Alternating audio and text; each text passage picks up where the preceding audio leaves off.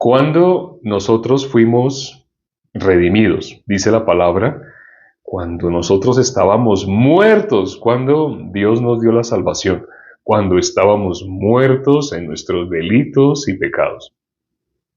¿Qué es necesario para que una persona reciba la vida eterna? Esa persona tiene que haber estado muerta. ¿Cómo se vio Adán? Cuando Dios le dijo, el día que comas de ese árbol ciertamente morirás. ¿De qué árbol? El árbol de la ciencia del bien y del mal. Dios le dijo, ¿no? Génesis 2, 16, 17. El día que comas de ese árbol, de todo árbol del huerto podréis comer. Pero el día que comas del árbol de la ciencia del bien y del mal, ciertamente morirás. ¿Comió o no comió? Todos comimos. Parece que dijéramos Adán comió.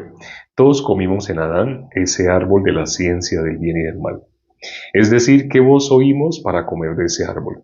Dios había dicho, el día que comamos de ese árbol, ciertamente moriremos. Pero realmente sí se comió, comimos. Para que hayamos comido, oímos una voz diferente a la de Dios. Si Dios dijo, el día que comamos de ese árbol, ciertamente moriremos, ¿cuál fue esa otra voz?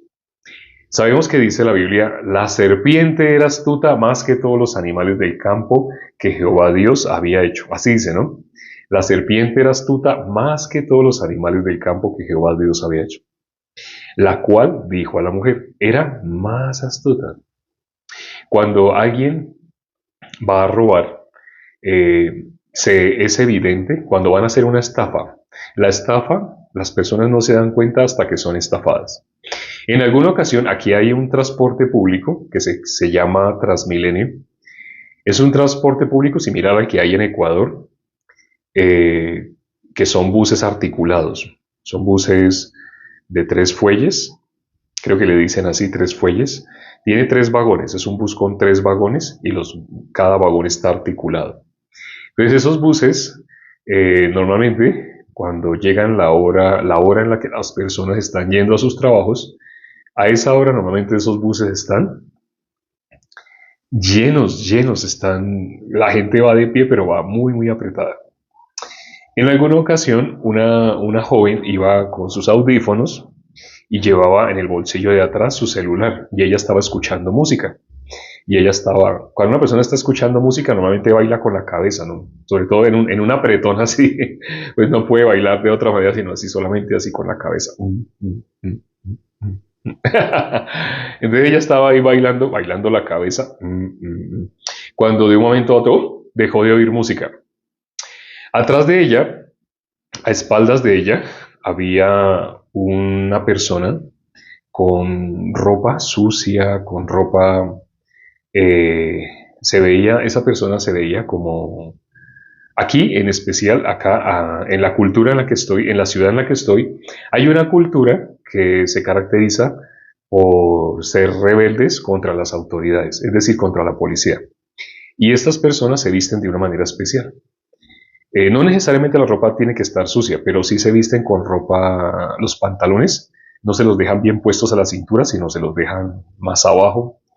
Se les nota la ropa interior que llevan, se alcanza a notar la mitad de la ropa interior. Los pantalones están como hasta la mitad de los glúteos. Estamos usando nombres técnicos, entonces no hay por qué avergonzarse, ¿no? Pero se están imaginando la escena, ¿no? Y también usan camisas largas, así, y usan la gorra, cachucha, kepis, no sé, esa que tiene así como una visera, esa no se la colocan bien, sino se la colocan por encima y le colocan, los botones los apretan para que no les baje bien, sino les quede así por encima. Y no se la colocan derecha, sino así un poquito torcida. esa cultura es una cultura que no doy el nombre porque no quiero que nadie se ofenda, porque no falta que alguien esté de esa cultura acá en este momento escuchando. Pero entonces esa cultura se caracteriza por ser resistente a la autoridad. Hacen grafitis en las paredes y los grafitis dicen que van en contra de la policía, no con esas palabras tan suaves, con otras palabras más agresivas, pero entonces son esa cultura. Entonces una persona de esas era la que estaba de espaldas la señora. Al lado habían más personas, al lado había una señora, al lado había un ejecutivo. Entonces cuando ella dejó de escuchar, ella enseguida se fue a tocar el celular, no tenía el celular. Solo el cable quedó así, el cable. Entonces ella se volteó y muy enojada, Cuando vio quién estaba a espaldas de ella, una persona de esta cultura que se caracteriza por usar drogas, se visten así como les dije, pero también usan drogas, también roban, no es un secreto. Entonces ellos viven así de esa manera. Esa cultura hace ese tipo de cosas. Entonces ella se volteó y vio a esta persona y empezó a insultarle. ¡Devuélvamelo, abusivo! Gritaba, ¡devuélvame mi celular! Ah, bueno, disculpen, creo que hay países donde se dice móvil, ¿no? ¡Devuélvame mi teléfono móvil! Así le decía. Entonces, a pesar de que le gritaba así, él empezó, no, pero yo no tengo su teléfono. Así. Entonces, el ejecutivo que estaba ahí al lado, había una señorita y un ejecutivo. La señorita se corrió, el ejecutivo también se corrió y quedaron espantados. Así estaban, pero asustados y todo el mundo miraba a la persona de esa cultura que usa drogas, que roba, hace este tipo de cosas. Todo el mundo se quedó mirando así, sorprendidos. Entonces, habían ahí policías. Atrás, en la parte de atrás de ese transporte público, los policías se fueron hacia adelante, se abrieron paso, y ella entonces estaba insultando de, ¡wow, abusivo! Así. Y el otro, cuando la policía lo fue a coger a él para requisarlo, él, no, ustedes no me van a tocar a mí, porque esa cultura se caracteriza por eso, es resistente a la autoridad, y empezó a usar palabras ofensivas contra ellos. Y bueno, se armó ahí una vaina toda horrible. Entonces, en la próxima parada, el ejecutivo que estaba así, él estaba más cerca a la puerta, y él estaba así, el ejecutivo estaba bien vestido como un abogado, ¿no? ¿Cómo es un abogado? Con gabán, en el país que estoy, usa corbata, traje de paño, así un gabán. Y el ejecutivo, cuando ya paró en la próxima parada, pues el ejecutivo se bajó. Y una vez que se bajó, ese bus cuando cierra la puerta ya no la abre. Entonces el bus cerró la puerta y empezó a moverse. Y el ejecutivo estaba así, consternado, estaba asustado viendo y se bajó. Y cuando la puerta se cerró, el ejecutivo sonrió. Y la muchacha lo miró y el bus se movió y el ejecutivo le hizo a la muchacha. Así. Entonces ella entendió, fui engañada. Los policías fueron engañados, todos los que estaban en ese bus fueron engañados. Y creo que quienes están escuchando en ese momento, hermanos, invitados, también fueron engañados. Porque ¿qué pensaban? Que era esa persona de esa cultura en especial. Pero cuando ella vio así la mirada de ese ejecutivo, ella le dijo a la policía, dejen a ese joven en paz. Ella supo, él no tiene el celular. El celular ya está afuera. Para hacer una estafa, es necesario que no se vea que es una estafa. Y en este caso, el que estafó estaba vestido de tal manera que ¿quién se iba a imaginar que era un ladrón? Nadie se imaginaba. Las personas, todo el mundo sabe de Dios, todo el mundo dice que cree en Dios, pero cuando miramos la Biblia, no todo el mundo verdaderamente cree en Dios. La gente cree en un Dios conforme a su imaginación, pero no en el Dios de la Biblia. En Santiago 2:19 dice que Satanás, los demonios creen y tiemblan. ¿Pero qué creen los demonios? Dicen, los demonios creen que Dios es uno. Suena raro, ¿no? Porque los demonios, ¿qué hacen? Los demonios hacen que las personas que se creen muy intelectuales, muy capaces, los que menosprecian. Para que una persona se vea más intelectual, tiene que menospreciar a otras, tiene que burlarse de otros, menospreciar. De las personas que son así bien intelectuales y que se burlan de los demás, tienen una característica. Esas personas, ellos dicen, pero si Dios existe, es lo mismo, los que están por allá en tal parte del mundo que tienen el Corán, ellos tienen un Dios diferente, ¿no? En la India tienen más de 2000 dioses, ¿no? Así, entonces Satanás hace que las personas que se creen más inteligentes crean que hay muchos dioses. Porque como menosprecian, como se burlan, pero los mismos demonios creen que Dios es uno. ¿Sí se habían fijado esa característica? Así dice Santiago 2:19. Los demonios creen que Dios es uno. Ellos creen y tiemblan. ¿Por qué ellos creen y tiemblan? Ellos les consta que Dios es uno. Pero los demonios hacen que las personas que confían en sí mismos, el que tiene autoconfianza, esa persona fácilmente es habitáculo de un demonio. Y los demonios hacen que las personas piensen que hay muchos, que hay muchos dioses, pero hay seres que sí saben que solo es uno. ¿Quiénes son esos seres que saben que solo hay un Dios? Esos seres son los demonios. Los demonios saben que solo... Hace poco les compartí a los hermanos una película, creo que ya la vieron, ¿sí? Pero yo les hice una pregunta, le dije que vieran la película y me contaran qué cosas ven en esa película que no son bíblicas. Hasta este momento nadie ha hecho la tarea. Nadie viendo la película me ha escrito, bueno, yo en esa película vi esto, vi esto, vi esto. Porque en esa película, ¿cómo muestran? Precisamente a través de un demonio. El demonio hasta se ríe y le dice a la persona que se está burlando de él, esa persona le habla de teología y él le dice, yo sé más teología que todos los teólogos de este mundo. Porque es un demonio. Los demonios conocen el mundo espiritual. Por eso dice que los demonios tienen un conocimiento. Los demonios saben que Dios es uno. Los demonios saben eso. El común de las personas puede pensar muchas cosas que los demonios les hagan pensar. Cuando una persona está así, en modo natural, cuando nosotros decimos en modo natural, ahora estamos quitando la máscara. Cuando nosotros decimos en modo natural, ¿a qué nos referimos? Ya lo vamos a decir directamente. Cuando decimos una persona en modo natural, es una persona que está en manos de Satanás. Eso es decir, una persona en modo natural. Cuando hemos hablado, personas que nunca han leído la Biblia, no conocen nada de Dios y les preguntamos qué es pecado, ellos dicen, pues pecado es cuando yo miento, cuando yo codicio, así se expresan. Una persona, le decimos, pero usted me dijo que usted nunca ha leído la Biblia, que usted nunca ha ido a iglesia. No, pues, cuando yo era niño, yo sé que mi abuelita por allá me llevó, pero yo tengo un vago recuerdo. Una persona que no conoce de iglesias, de religiones, no ha leído la Biblia, ¿no? Pero le decimos que qué es pecado y empieza a nombrar la ley. Cuando yo era así, cuando yo miento, cuando yo codicio, cuando yo hago, las personas piensan que pecado es lo que yo hago. Cosas que son censurables socialmente. Hay cosas que son censurables en este país que no son censurables en otro país. Pero las personas se fijan en sus obras porque están bajo la ley. Una persona que se fije en sus obras y que quiera agradar a Dios dejando de hacer esto o dejando de hacer aquello, esa persona tiene una característica. Está bajo la ley. Por eso cuando le nombramos el pecado, esa persona ubica el pecado en algo que él hace y en la ley.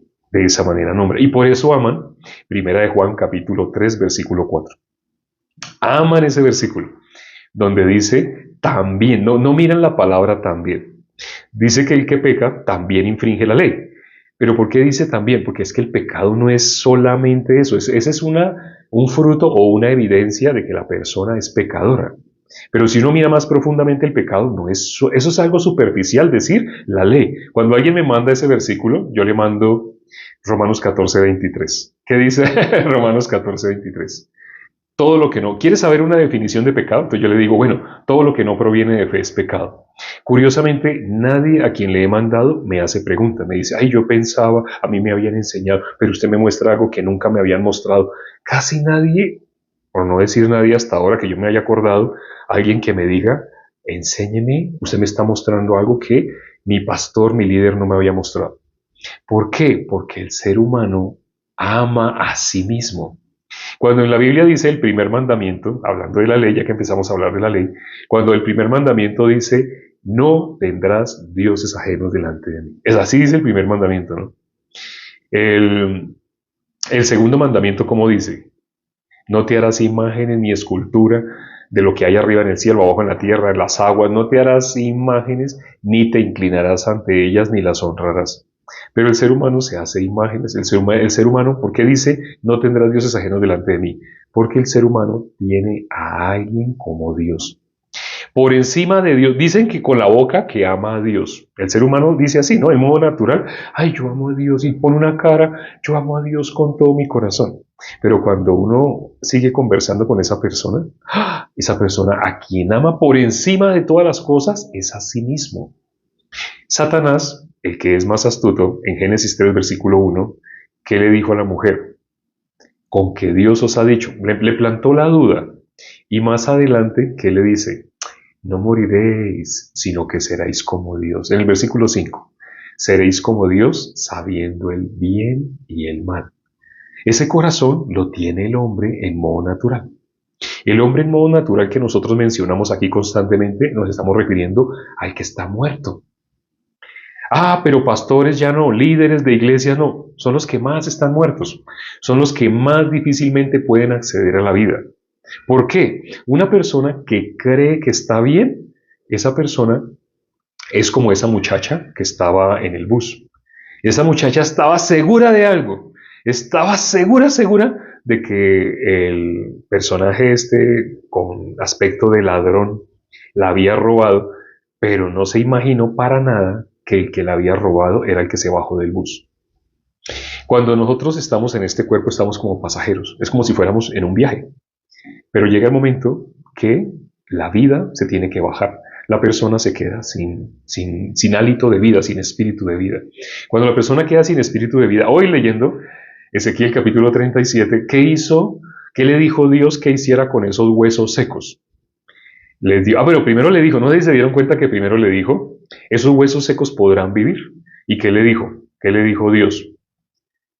Dios le hizo la pregunta, y entonces esos huesos secos pueden vivir, podrán vivir. ¿Y qué le dijo Ezequiel? Tú lo sabes. ¿Por qué le dijo? Tú lo sabes. Porque Dios sí sabe la verdad, nosotros no. Nuestro punto de vista es mentira. Al punto que había llegado Ezequiel para contestar de esa manera es porque Ezequiel ya había conocido el verdadero arrepentimiento. ¿En qué otro personaje? Vamos a hacer una pregunta, hacerlo algo participativo. Una pregunta, ¿qué otro personaje se expresó igual que Ezequiel? Tú lo sabes. Cuando le dijo, Dios le dijo, esos huesos secos podrán vivir. ¿Qué le dijo Ezequiel? Tú lo sabes. ¿Qué otra persona en la Biblia se expresa igual? Se expresó igual que Ezequiel. ¿Hay alguien más que se expresa así? Pedro. Efectivamente, gracias. Pedro. Pedro, ¿qué le dijo? Cuando miramos Juan, capítulo 21, nuestro Señor Jesucristo le dice, ¿me amas? ¿Y qué le dice el Señor? Tú lo sabes. ¿Sí se acuerdan de esa escena, no? ¿Por qué le dice así? Porque Dios sabe la verdad. Pedro no, Pedro puede decir, sí, yo te amo, pero eso que está saliendo del ser humano es mentira. Lo que hace el ser humano cuando va a esos lugares que la gente llama iglesias y que no lo son. Y las personas levantan los brazos, ¡ay, ¿dónde están? Levantan los brazos. Y la gente llora y la música los hace sentir emociones. Y las personas dicen, yo no vuelvo a hacer, no voy a volver a hacer. Eso que están diciendo que no van a volver, lo van a volver a hacer. ¿Por qué? Porque el ser humano es mentiroso, la Biblia lo dice. Como el ser humano es mentiroso, el ser humano no puede decir yo voy a hacer y lo va a cumplir, no. Hay personas que han perdido miembros de su cuerpo, digamos un dedo, se han quitado una mano, cosas así, porque han hablado como si fueran Dios. Han dicho, nunca más voy a volver a hacer. Esa persona, ¿por qué se está expresando así? Porque esa persona tiene corazón como corazón de Dios. Es decir, esa persona está en modo natural. Cuando de una persona sale, yo nunca más voy a volver a hacer. Eso que usted hizo, vea, a partir de ese momento yo no voy a volver. Una persona que se expresa así, se está expresando con corazón de Dios. ¿Qué es lo contrario? ¿Qué es lo contrario a esa seguridad? Yo no voy a volver. A partir de este momento está la última vez, o como hacen en las que se conocen como iglesias, que les hacen hacer pacto. Ay, ¿dónde tú estás? Vas a hacer un pacto. Esa maldad, ese pecado que tú hiciste, no lo vas a volver a hacer, porque le hablan desde la ley. Le hablan de algo que esa persona hace o no hace, solamente le muestran los frutos. Por eso las personas hablan de las transgresiones como pecado, pero no se dan cuenta transgredir la ley. Por ejemplo, la Biblia dice no mentirás. Cuando una persona miente, ¿qué hace? Transgrede la ley. Ahora, la Biblia dice no mentirás, ¿por qué? Porque todo hombre es mentiroso. La Biblia lo dice. Todo hombre es mentiroso. ¿Por qué la ley dice no mentirás? Porque el ser humano es mentiroso. O sea, el ser humano, la tendencia es a mentir. Sí, la tendencia es a ir en contra de la verdad. Cuando dice la Biblia que todo ser humano es mentiroso, todos nosotros, desde Adán, ¿cómo quedamos? Muertos. Esos huesos secos, hoy leímos Ezequiel 37, esos huesos secos que nombra, profetiza y diles. Luego, ¿qué pasó? Ya tenían carne. Ahí está la vida. Una vez que el cuerpo tuvo tendones, los huesos tuvieron tendones y subió la carne, ya, ¿eso es lo suficientemente necesario para que haya vida? No. Para que haya vida es necesario el hálito, el soplo de Dios, del Espíritu. Por eso dijo, dile al Espíritu. Si se dieron cuenta, ¿no? Medida que vamos leyendo, dice así, dile al Espíritu. Entonces, de los cuatro vientos, Espíritu sopla sobre estos cuerpos. Realmente no tenían vida, porque la vida no está en lo que ustedes están viendo. Ustedes me ven aquí moverme, ustedes ven que yo me expreso, hago muecas, me río, así, arremedo a lo que hacen en las que se conocen como iglesias. Te amo, Dios, te amo. Mientras hay musiquita, quitemos esa musiquita. Yo hago todos esos gestos y ustedes piensan, yo soy lo que ustedes están viendo. Así parece, ¿no? Pero no, yo no soy lo que ustedes están viendo. Yo no soy lo que ustedes están viendo. Ese hálito de vida, sin ese hálito de vida, este cuerpo no es nada. Mi papá, cuando yo tenía 15 años, mi papá murió.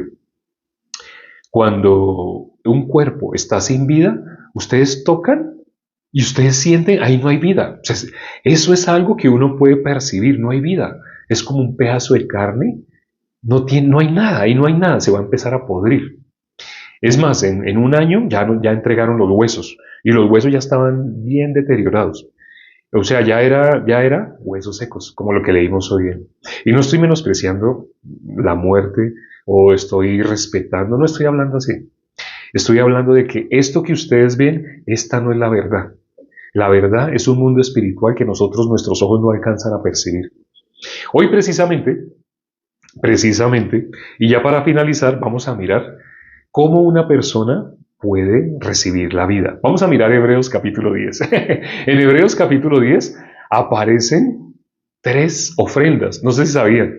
Yo tampoco sabía. Yo había leído y había hablado de un versículo, de otro, pero el día de hoy, por el seminario bíblico que tenemos, el pastor estaba explicando las 3 ofrendas. Cuando dijo, ustedes saben que hay 3 ofrendas en Hebreos 10, yo fui el primero en hacer. Yo no sabía, pero vamos a mirarlas, vamos a mirar. La primera ofrenda, ¿dónde aparece? Aparece en Hebreos capítulo 10, versículo 9. Hebreos capítulo 10, versículo 9. La segunda ofrenda, ¿dónde aparece? Hebreos capítulo 10, versículo 1. Y la tercera ofrenda, ¿dónde aparece? Hebreos capítulo 10, versículo 12. Vamos a mirarla rápidamente, alcanzamos a mirarla ya para terminar. Esto que vamos a leer es lo más importante, porque aquí aparece cómo una persona puede pasar de muerte a vida. Entonces vamos a Hebreos, espero que lo lean ustedes para que se les quede. Si ustedes solamente me oyen a mí decir, se les olvida. Pero si ustedes cogen, toman acción, toman la Biblia y ustedes mismos leen la palabra, ¿sabe desde dónde se queda? Desde la palabra se quedan ustedes. ¿Qué dice el versículo 9? El versículo 9 dice, y diciendo luego, he aquí que vengo, oh Dios, para hacer tu voluntad. Nuestro Señor Jesucristo venía a hacer la voluntad de Dios. Aquí ese es un secreto que también pocas personas conocen. Aquí aparece. Mire cuál es la voluntad. Dice, vengo para hacer tu voluntad. Quítalo primero para establecer esto último. Quítalo primero para establecer esto último. El versículo 1, leamos el versículo 1. Dice, porque la ley, teniendo la sombra de los bienes venideros, no la imagen misma de las cosas, nunca puede, por los mismos sacrificios que se ofrecen continuamente cada año. Aquí dice que esos sacrificios se ofrecen cada cuánto, cada año. Así dice, ¿no? El versículo que dice cada día, diciendo lo que según la ley. Hay un versículo que dice cada día. Ya, el 11. El versículo 11 dice, y ciertamente todo sacerdote está día tras día ministrando y ofreciendo los mismos sacrificios. Entonces, en el versículo 11, yo les había dicho que el 9, el 1 y el 12, pero no, es el 11, el 1 y el 12. El 11 habla de la ofrenda que se hace cada día. Dice cada día, esa ofrenda que se hace cada día no puede quitar el pecado.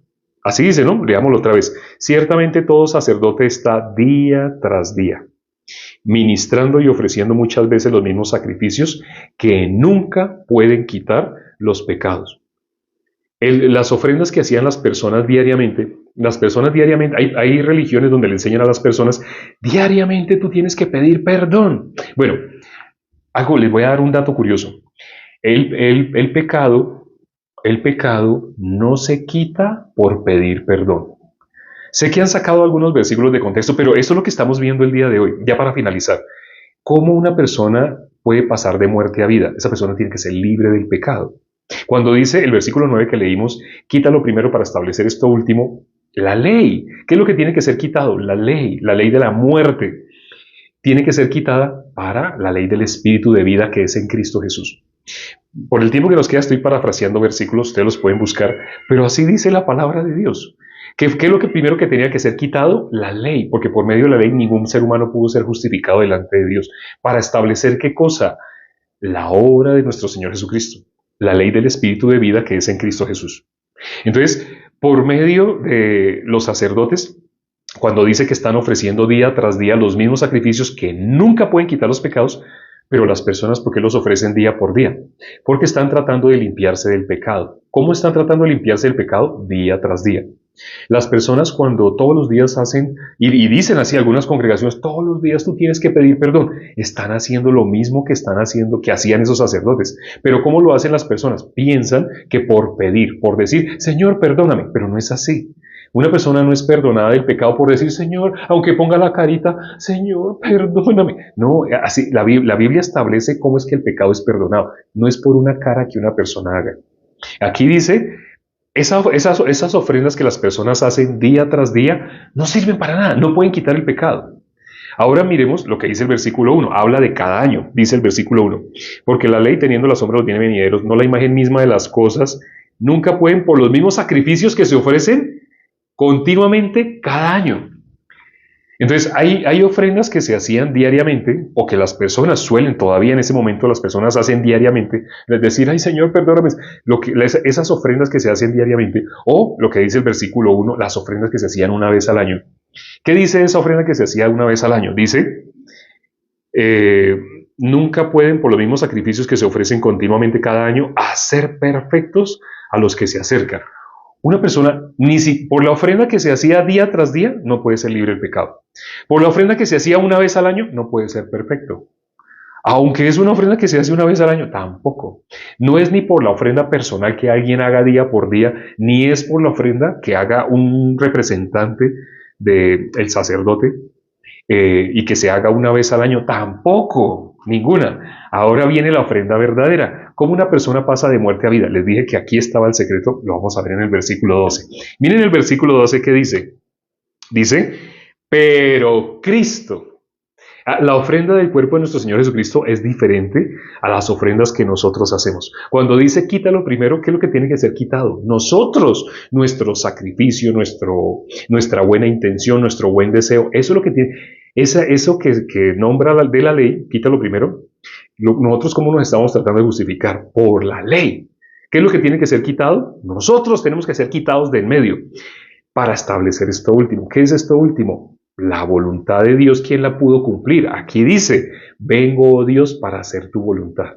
¿Quién hizo la voluntad de Dios? Nuestro Señor Jesucristo. ¿Nosotros la podemos hacer? No. El que la pudo hacer, nuestro Señor Jesucristo. Mira cómo dice el versículo 12. Dice, pero Cristo, aquí está el secreto, escuchen atentamente que esto es lo más hermoso. Pero Cristo, habiendo ofrecido una vez para siempre. El último versículo que leímos hoy de Ezequiel 37 dice para siempre. Por eso les dije cuando estábamos leyendo, es un lenguaje espiritual. Aquí, y finaliza con esa palabra, es algo que se hizo para siempre. Dice, pero Cristo habiendo ofrecido una vez para siempre un solo sacrificio por los pecados, se ha sentado a la diestra de Dios. ¿Qué hizo Cristo? Ofreció una vez para siempre una ofrenda. ¿Por qué cosa Jesús ofreció una ofrenda? Su cuerpo, él ofreció a sí mismo. ¿Cómo lo dice Hebreos? Vamos a leer un versículo más, ¿cómo lo dice Hebreos 1.3? En Hebreos 1.3 lo dice, ahí se resume. Dice, voy a leer desde la mitad de Hebreos, porque Hebreos 1.3 es un poquito larguito, pero leo la parte que nos interesa. Habla de Jesús y dice, habiendo efectuado la purificación de nuestros pecados por medio de sí mismo. La ofrenda de Jesucristo fue hecha una vez para siempre, para quitar de en medio ¿qué? El pecado. Nos reconcilió con Dios. Lo que hizo Jesús nos hizo estar limpios delante de Dios. Cuando la Biblia dice bienaventurados los de limpio corazón, ¿qué persona es de limpio corazón? El que logre creer esto que acabamos de decir. Es fácil de decir, yo lo dije, ¿no? Lo expresé, lo leímos. No es porque yo lo diga, no. Todo hombre es mentiroso. Pero yo leí lo que está escrito en la Biblia. Y en la Biblia, ¿qué dice? Que fue hecho una vez y para siempre. ¿Qué cosa? Por medio del sacrificio del cuerpo de nuestro Señor Jesucristo, efectuó la purificación de nuestros pecados. Lo acabamos de leer. Aquí está en la Biblia. Ya les he dado la cita. Si quieren volver a ver esta grabación, dentro de aproximadamente unos, no sé, una hora así, ya la pueden ver. Debe estar en YouTube. O bueno, si hay problemas técnicos así, bueno, tal vez mañana, pero dentro de poco la van a poder ver en YouTube. Allá nos consiguen con el mismo nombre. Escrito está también. Entren allá. Miren esta predicación, porque aquí hemos revelado lo que una persona tiene que creer para pasar de muerte a vida. Si lo logras creer, ya no eres pecador, eres justo, bíblicamente. Es difícil de creer, es fácil de decir. Yo lo estoy diciendo fácilmente, pero ¿quién lo puede recibir? Una persona en modo natural lo puede recibir. No, porque esto no es algo como matemática, así algo que se reciba teóricamente. Si Dios te extiende la misericordia, lo puedes creer. La fe como viene, por el oír. Por eso te digo, mira nuevamente esta predicación. Ahora, bueno, ya habiendo dicho el Evangelio, ¿qué más podemos hacer? Vamos a orar por las personas que asistieron el día de hoy o quienes van a escuchar esta predicación para que puedan recibir la salvación. Vamos a orar. Padre, gracias por este tiempo que nos permites. Te pedimos junto con los hermanos que están orando con un mismo corazón. Tu palabra dice, si dos se ponen de acuerdo, tú lo harás. Te pedimos por las personas que han escuchado o que van a escuchar en YouTube. Permite, Padre, que puedan recibir la salvación. Permite que esto que han conocido el día de hoy, que los pueda hacer libres del pecado de una vez y para siempre, permite que lo puedan creer. La fe viene por el oír. En mi caso fueron 7 meses. No sé cuánto necesitarán las personas que están escuchando. Algunos tal vez serán 15 días, un mes, para otros será tal vez 2 años, 3 años. Pero permíteles, Padre, la paciencia para seguir escuchando. En las congregaciones que se hacen llamar cristianas, pero que no conocen el Evangelio, les enseñan muchos caminos a las personas y caminos lindos, hermosos, hay música linda, un ambiente de emociones, pero no hacen que las personas salgan de la condición de ser pecadores, porque de esa condición solo se sale por fe. Dale, Señor, te pedimos, junto con los hermanos que estamos orando, te pedimos que les des el entendimiento, abre el entendimiento de las personas que has traído, por algo los has traído acá, para que escuchen, por algo los vas a traer a que escuchen a la grabación que queda en YouTube. Permite, Padre, que puedan recibir. Te lo pedimos y hemos orado en el nombre de nuestro Señor Jesucristo. Amén. Y ya para finalizar, un secreto para que alguien pueda recibir la salvación es un corazón humilde.